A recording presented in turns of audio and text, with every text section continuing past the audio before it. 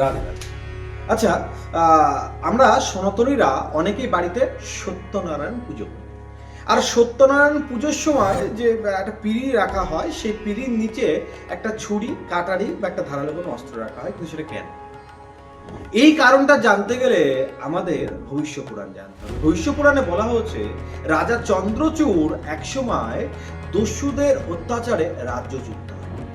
তখন তিনি কাশীতে আসে এবং সেটা সত্যযুগ ছিল এবং তিনি নারায়ণের তিনি তপস্যা করে, নারায়ণ সন্তুষ্ট হয়ে তাকে একটা খর্গ দেয় এবং সেই খর্গ দ্বারা সে পুনরায় রাজ্যে ফিরে প্রায় ৬,০০০ দস্যুকে সে যুদ্ধে পরাস্ত করে এবং পুনরায় তার রাজ্য সমস্ত ধন সম্পদ ফিরে পায়।